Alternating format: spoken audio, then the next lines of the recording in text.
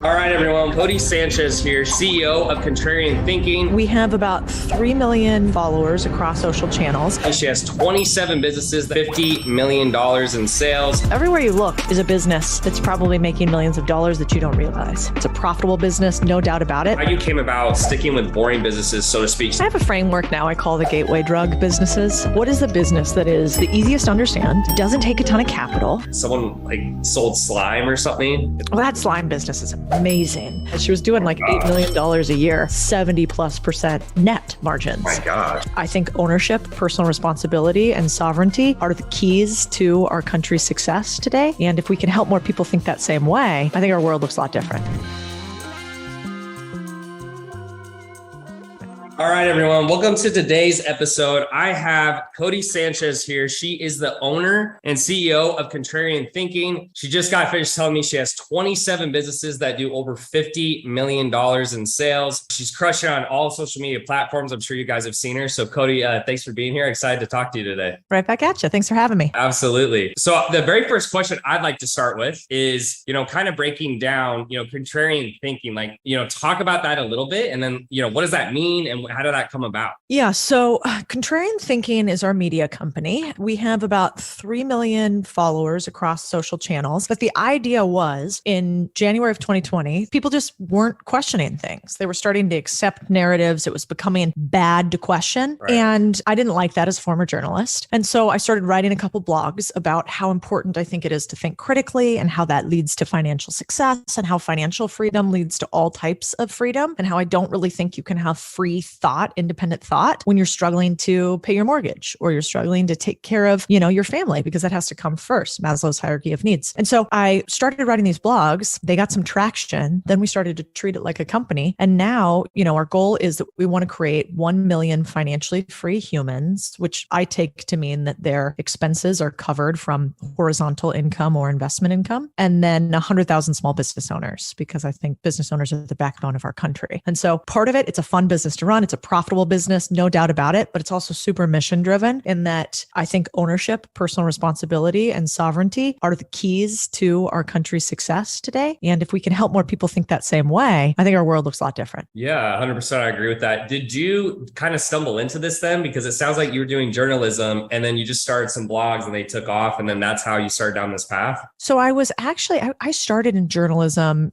I graduated a year early from college and I was a journalist for about 2 years, quite a while ago. And then I was in finance and investment, asset management and different investment strategies and ran a bunch of asset management companies for the better part of, 13, 14 years. And then when things slowed down and I stopped traveling around to do deals and get investors and all of that, that's when I started writing and then launched this company. Okay, awesome. And correct me if I'm wrong, but the main focal point is you're really into buying boring businesses, right? And that's like your whole mindset around that. Can you talk a little bit about, I guess that's what made you a millionaire, but you actually started in cannabis. And so if you lost it all today, where would you start now? Sure. Well, I've invested in almost every asset class you can think of. I sit on the board of a hedge fund. I sit on the board of a venture capital fund. I have a venture capital fund. I was in cannabis for a few years. I actually started out investing in the public markets. So, exchange traded funds were one of the first asset classes that I invested in, sort of in the beginning of ETFs at Vanguard. And then I went from Vanguard to Goldman Sachs. And from there, when I was at Goldman, I was really focused on private equity products. That was called PEP at the time, and our asset management business, which invested across asset classes. So everything you could think of. And that was during the great financial crisis, which was an awful time to be at Goldman, but also I learned a ton. And then I went to Latin America and built a business there, where I've spent most of my career was building asset management businesses in Latin America before I exited my last one. So basically I've done everything possible, but what I realized pretty early in my investing career was you can do these huge transactions for billions of dollars, which I've done, or hundreds of billions of dollars, which I've done, but you can also take that same transaction, that same framework, and apply it to buying a smaller business. It's very similar to, there's not that much difference between buying a commercial strip mall and buying a house. Like terms may differ, the price is certainly different, but the framework that you use to purchase real estate is relatively similar. smaller. And that's the same thing, I think, with acquisition. You can go big or you can go small, but the framework largely stays the same. So is there a reason why you like going smaller? Because you kind of came from, doing huge transactions and now you do much smaller ones. Is there more of an upside in your opinion? Well, you need a lot more capital to do the big deals and you have to have a lot of investors. Right now, when I do deals, I mostly own them outright myself. So I don't have other investors in the deals, which is nice. Right. Also, this area is called micro PE. So anything below $10 million in revenue, annual revenue, is usually considered just outside of the scope of traditional private equity firms who buy private companies and sell them or grow them, just like I'm talking about. And so this subsection is much less competitive because it sucks buying companies early and when they're small. You have to do a ton of work. Sometimes it's like a job. And so for that reason, there's a lot less competition that's sophisticated in this space. So I like that. Yeah, no, that makes sense. And then just in terms, how you came about kind of sticking with boring businesses, so to speak. So the way I view it when I watch your content is it's kind of these businesses that they're almost obvious, but because they're so obvious, people don't think about them, right? And it's almost like everyone thinks they have to do some type of like high ticket coaching or consulting or something like that. So was there a specific thing that happened that made you start going that direction? Was it because it's easier and you thought you could help more people, or what kind of was it? I have a framework now I call the gateway drug businesses. And so basically the idea was, what is the business that is the easiest to understand, doesn't take a ton of capital, doesn't have a lot of inputs in the form of employees typically, because that adds a lot of complexity. And what would be like that gateway drug, that like easy entrance into the addiction that is running a business and seeing that your efforts can lead to capital. And so when I looked at the marketplace for those, I was like, all right, I'm working 60 hours a week already. I want to buy these businesses, but I don't have a ton of time to manage them, run these businesses, do the due diligence. And I don't want to spend $1 billion buying all of these. And so I looked at the marketplace and basically created a little matrix that said, all right, ease of the business paired with like decreased amount of capital paired with decreased employees, or ideally almost no employees. And that's how I came to things like laundromats, car washes, a series of different types of vending machine businesses. It's not because they're easy. It's not because they're like free money. There's work that goes into all of these things, but they certainly are easier to understand and execute on than say a accounting business to start with. Yeah. And like, was that something you did also so that you could help more people? Like the way I was viewing it is you probably could run a more complex business if you wanted to, but did you do that simply as well to help more people? Because obviously if you can do it, it's a lot easier to show someone how to get into those businesses as well. That's definitely why I talk about them now more. But no, I mean, when I first started investing in them, I did it for myself selfishly. I wasn't really trying to teach anybody anything. I was just like, I want to be able to pay for my parents' expenses. What if I can't handle this miserable boss that I have anymore? Can I get a bunch of income so that I can just cover what I'm doing while not paying a ton of attention to it? So I started just pure investment. And now when I talk about businesses, I talk about laundromats or car washes a lot, not because there's the best business. And like, I wouldn't tell you, Tanner, to go start one. You have some higher leverage activities than that. Yeah. But for a lot of people, it's a great place to even start to understand, oh yeah, I could buy a business. I could cash flow off of it. It's actually a big jump for most people. No, 100%. Before I got into business, I remember even just going into a Subway and I was having a conversation with a mentor. I couldn't even understand how Subway makes money. I'm like, so how do they get all the materials here and make sandwiches, and then how they pay? And so I think that's to your point, a great way to start. Now you've worked with a lot, I guess, strange or boring businesses. I think I saw one where someone like sold slime or something. Is that accurate? So what's like one of the craziest businesses that's been successful that you've come across? Well, that slime business is amazing. I keep trying to get her to meet with me and she keeps telling me to pound sand, but I have this weird predilection, and I don't know if you have something similar, but I just can't help but ask people like how much money they make and how do you make it and how much money did it take to make that money? I think it's fascinating. I'm not trying to stack rank people. It's just a game. And so it's like, oh, okay, you did that with this. And so the slime business I find fascinating because it's literally glorified glue with glitter and some, accoutrements in it. And you put it into these little plastic containers. And then it turns out,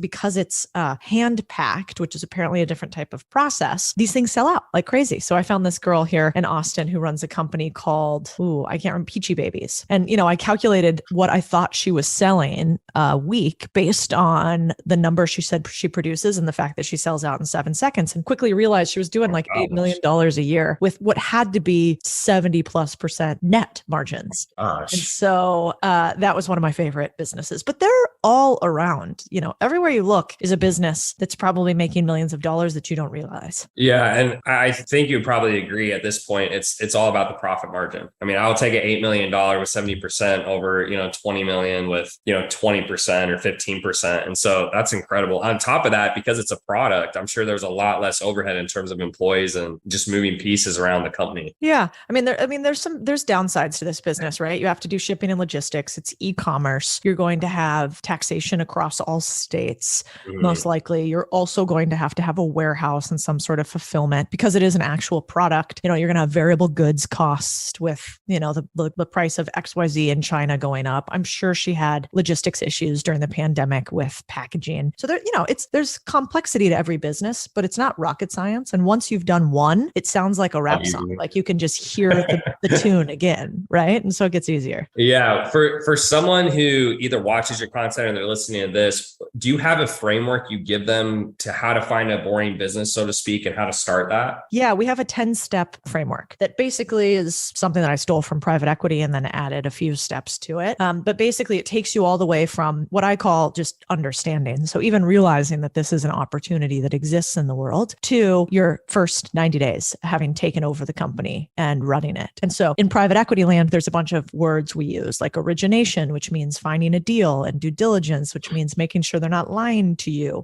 deal structuring, which basically means how do you put together the terms and the contracts for it, financing, how do you get the cash? And so each stage of that, we take people through. We have a course at unconventionalacquisitions.com if anybody wants to check it out. We also have a blog with a ton of free content. But my overarching goal is really the fact that, there's millions, and the numbers vary. They say there's somewhere around 11 million small businesses for sale in the US right now today. That number, in my opinion, will 3 to 5 to 10x as baby boomers continue to retire. And most of those businesses will actually just go under. Nobody will buy them. And so all of that value that somebody gave their life to create just goes away because there's not a market to buy these businesses. So it's not that you want to go out and screw some boomer out of their life savings by getting a crazy deal. You actually, it's mutually beneficial. You give them some money to go and live their life, take as many cruises as they want to, and then you get to have a business that day one drives you some profits. At least that's my idea. Oh, I love that. In terms, I think you seem pretty big on passive income. Maybe talk a little bit about the importance of that, or why you're so big on actual passive income versus, maybe just straight cash flow every month. Sure. One caveat. I've learned to not like the word passive income. I call it horizontal income, which I stole from one of my mentors, David Osborne, because I think it's a misnomer. And honestly, I don't want a bunch of lazy people following me figuring out how to make money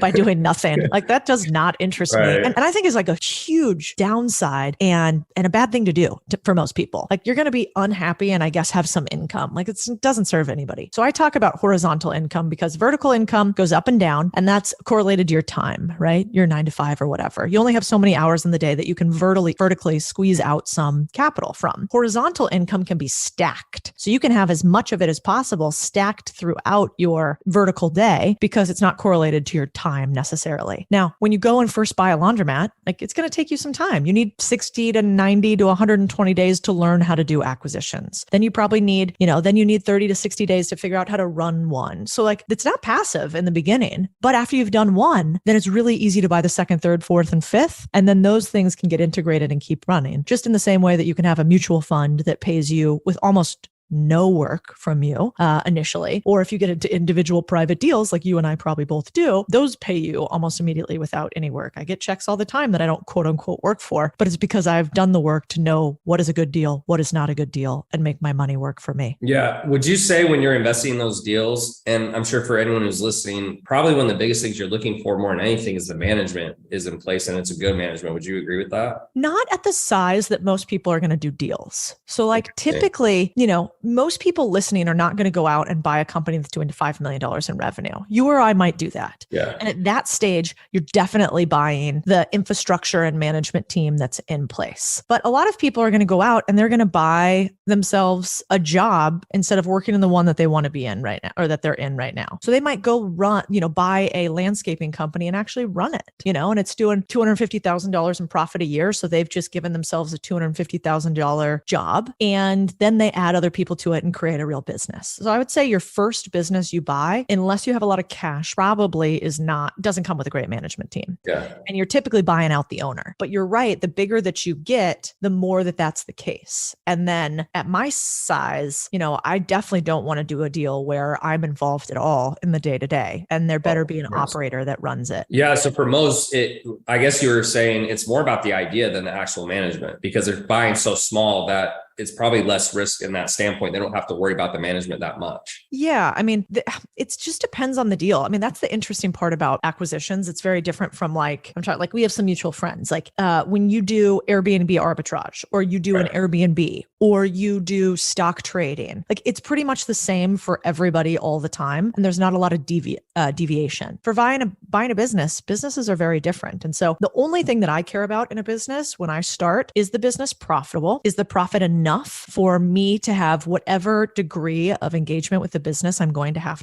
So more degree of engagement, more cash to me, less degree of engagement, less cash I need. And then simultaneously, do I believe that cash flow will continue on a go-forward basis, just like it has historically? So I typically want to make sure the business has been around for a while, because if it's a startup, well, I don't really know how it's going to do in the future. So I don't buy dreams, I buy realities. So these are businesses that have been in effect 3 to 5 years. They've been profitable. Those profits are relatively stable, if not growing. And I believe that those will continue. And then it's, a different degree of ass pain to determine how much money I'm going to get out of it. Sure. You did say, I think earlier you said you do have a venture capital fund, correct? Mm-hmm. Do you get a little more risky with those investments, or do you still keep it pretty? Okay, you do. Well, so I have a thesis there. The reason I did a VC fund, and I've done VC for a long time. First, I think unless you have $1 million, I kind of don't think you should be investing in VC, because most of them won't make you any money. Right. And the few that do, if you don't have enough money in it, it won't be material enough for it to matter. And then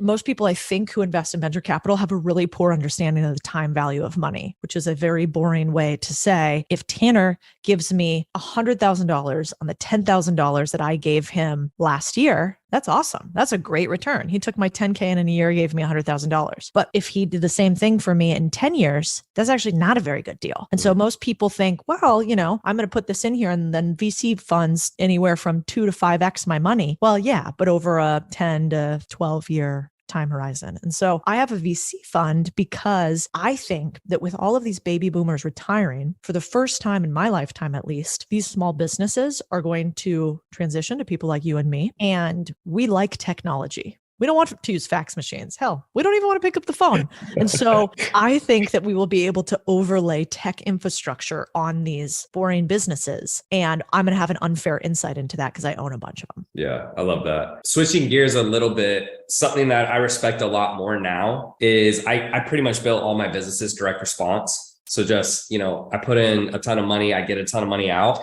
You've done really well, obviously, with building a following on different platforms. I mean, YouTube, TikTok, doesn't really matter. You're crushing on there. What's kind of been the thing that's helped you the most, or was it even a plan of yours? Talk a little bit about just how you built your following a little bit on all the social channels. I'm terrible at ads. I have no idea how to do any of that. So that's probably where it started. I'm basically internet non-enabled. So, I was just telling you before we started that this microphone may or may not work. So I'm just on that cusp, I'm 36. So I'm just on that edge of the millennials that kind of don't really know the internet very well. Right. And so I think one of the benefits of that is if you showed me your ad system and the funnels that you have and everything, I'm stressed just looking at that. So if you don't have that option, then the only option is attention. And so given the fact that I've raised money for 14 years or whatever it's been, I'm pretty good at storytelling, and I have a lot of reps because I've raised billions and billions and billions of dollars. And so I kind of understand human nature. I understand how to get people interested in something and what type of person will be interested in something. And so the biggest thing that I started to do was say, well, I think I understand humans. I think I'm decent at storytelling. I'm not really sure why these platforms would be any different than humans. So if I could look at each platform and put a human on it, I think I could probably get them to engage with me. And I think attention is worth a lot of money these days. And so for TikTok, I was like, well, probably like speaking to my, 18-year-old cousin Wyatt, was the attention span of a fly,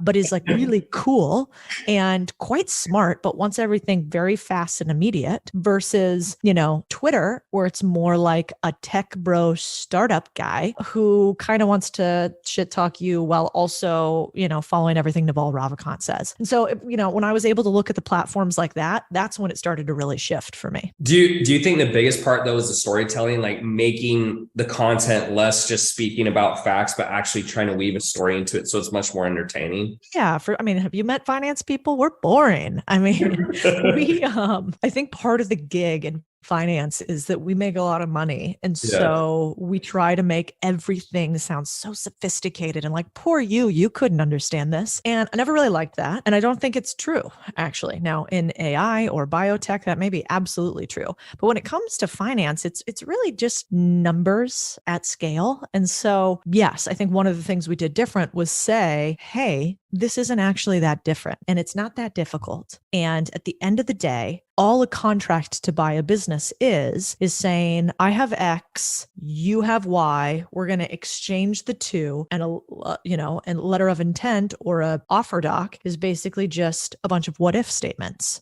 If this business does this, then this is worth that. If this happens, then this is worth that. And like when you break it down that formulaically, you realize that it's not that complex. We just make it seem more so. Yeah. Well, and I going back to just how well you've done on social, I think the biggest takeaways I've seen is just getting way too almost factual, not being, entertained up with the story. And then also just using too big of words. Like I've just noticed that's something I've seen with you at least, is where you keep concepts very simple. It's engaging. And to your credit, I think that's like something that you've done very well at. Oh, thank you. Well, I kind of do think the best form of intellect is the ability to trim down complex statements into really simple understandings. Yeah. And, my mentor at Goldman used to say that if you can't explain it to your grandmother, you shouldn't invest in it. And that really stuck with me because a lot of people get meshed up in ego and they think, well, I'm not going to ask that question and I'm too smart and I totally understand that. And I've never had that concern. And so,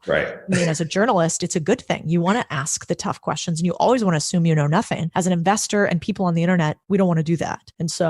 And the only last thing I'll say is I think what's happening in the world now is you're starting to see people get on the internet that I would have never been on the internet before. In fact, I wasn't. I was completely absent, or maybe I was on there for some like women in business, Hispanic stuff or awards or something, but I never shared my ideas because I was a real specialist. I was sort of an expert in one particular area and relatively high performing in that area. And the internet was almost seen as like a little, maybe a little something lesser, like, oh, that's very retail is what we say in finance. We're institutional, that's retail level. And now you're seeing all these sort of experts or specialists get into the internet because they understand the attention trade. And that's new. And so for people listening to you, I think if you're not an expert in something, like I wish I had the confidence of a 24-year-old life coach sometimes. Like, what the fuck are you life coaching people? You haven't had a life yet. You're 24 years old. Get out of here. Exactly. So I think part of the difference is like niche down. Like Tanner, could be a real expert on paid acquisition strategies because you've spent X millions of dollars. Like that's real, but if Tanner was like, here's my strategies for raising hundreds of millions of dollars and had never done it, that's bullshit and people see through it, I think. Yeah. Talk about what 100%. And for people who are trying to get better at, I guess, even storytelling or, social media and stuff, do you think it just came naturally for you because of the world you came from, or is it just repetitions, or how can people get better at it? Because I truly think it's a skill. I do not think it's as easy as people say, and it takes time and practice like anything. Oh, for sure. Well, and there's levels to this game. I think I'm a pretty good storyteller, but I'm more used to long form. I'm not of this generation that's super clicky and clickbaity. And so I have to work at being a lot less nuanced in my thoughts. And how can I be real sharp with them off the point? So I don't think I'm a level 10 storyteller for social media at all. I aspire to be somewhere around there. But for people that want to get better at it, nothing like reps, man. You got to just get out there and film a bunch of stuff and write a bunch of stuff and get punched in the face and have people make fun of you. And then eventually, It's, I was telling my husband, because I'm trying to get him to get on Twitter, and he's former military, so he's not into any of it. He was like wanting to write out this really complex thought on Twitter. And, he asked me to give him some notes, and I just kept writing, this is so boring. This is so boring. Why do I care? And I think that's what you should do. You should ask a friend to review everything you write, a mean friend, mean friends like Codie. Yeah. And have them say, boring. I don't get it. Boring. Why do I care? And then you'll get it down into something that's not about you showing how smart you are, right, but about the audience member really wanting whatever it is you're talking about. Yeah. And I think that's so critical you hit on that, because I'll find myself even sometimes like when you do write a post, it's almost like you realize at the end it was for you, right? It was like to boost your ego. It wasn't really to actually help someone. So it's such a constant reminder you have to tell yourself to make sure that your content is actually serving other people. If you don't mind sharing, obviously you invest in businesses. We all know that. Do you do any crypto or real estate or stocks? Like what else do you kind of invest in? Sure. Yeah. I'm a big believer in diversification. I know, we were talking about a mutual friend of ours, but there are a lot of people that are like, go all in on your main thing. Yeah. And I think for 90% of people, that's awful advice and can lead to bankruptcy and depression. And for most people, you should categorically have diversified investment streams. And so I try to walk the talk. So, I have a small degree of crypto,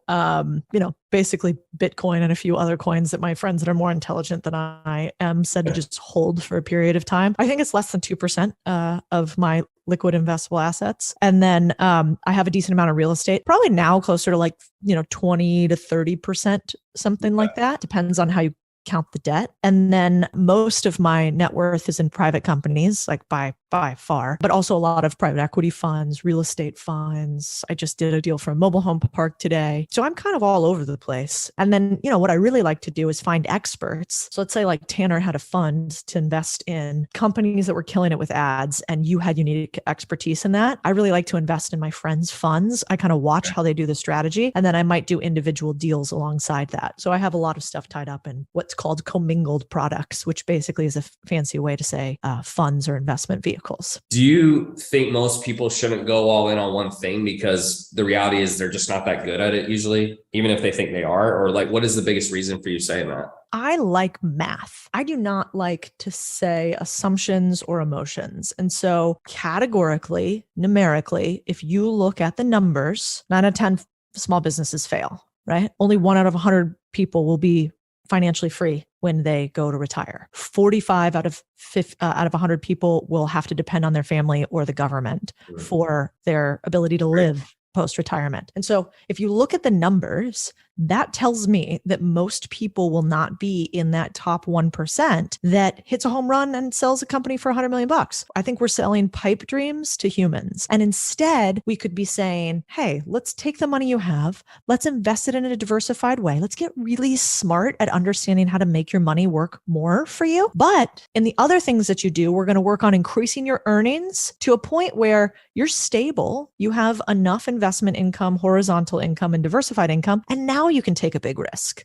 But I think we got to stop making it seem cool that people slept on their garage floors for so long. Because for every person that did that, there's a bunch of people that never made it. It's funny because when I was kind of going through my journey to building my business, my first 2 years, I only made about $2,000, and I almost quit probably about 5 times. But I had this one mentor who kept pushing me. And I remember when I finally made it, the thought I had was, I may not, but I thought I was like one of the most mentally tough people out there. And I go, man, if I almost quit 5 times, that means 90% of the other people 100% would have quit. And so I think to your point, that is good advice, because I don't think there's very few people who are going to push that hard for that long, without some sort of success. So I really love that point. Is there any mentors you really look up to or you work with at this point, or anyone who's really influenced you? Yeah. I mean, I don't know about you. I always cringe at the word mentor, because I'm sure people reached out to you and they are like, Tanner, will you be my mentor? And I'm like, you don't want me. That's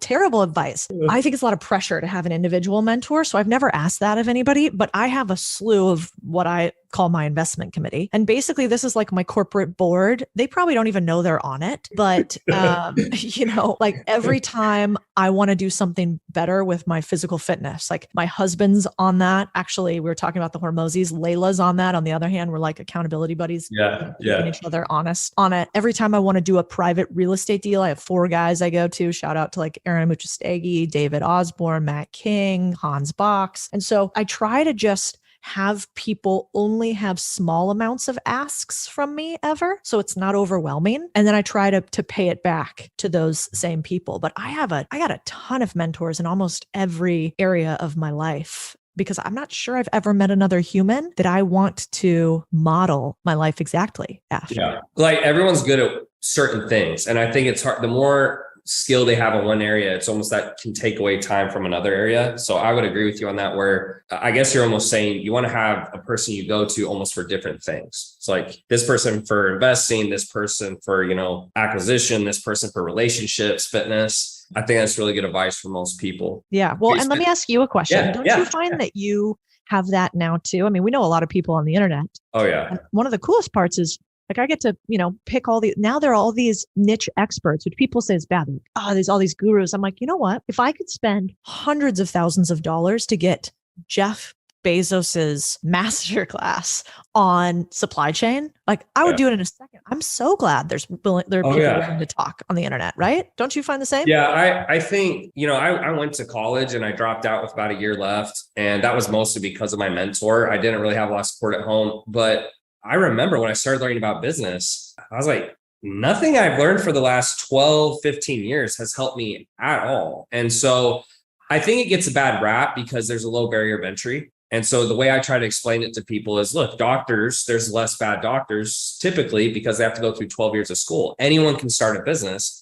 So yeah, there's bad business owners. There's people who shouldn't be teaching, but that 20% is there and you have to find them. And I relate to dating. I think it's unrealistic. People, they get mad. It's like, well, I had 5 bad boyfriends. Well, yeah, you got to keep dating. You can't just start and, switch. So I agree with you. I just think college is for most people, it depends, but unless you need the degree, I don't really think it's a good use of the funds anymore. Like I've gotten more value out of $10,000 programs than I got out of $250,000 worth of college. Me too. That is one of the toughest things I think for, individuals. Like we give away 90% of the stuff we do for free. Yeah. And the reason I do that is because I'm not sure that I can, if somebody doesn't have any time, any money, any expertise, but they want to come take one of my programs, that makes me nervous. Like I don't know that I could return a ton for you. So I want you to consume our free stuff. I want you to really buy in. And if you're like ready to take real action, then you should join in something else. But I know that if somebody has 100K, let's say, and they want to buy a business,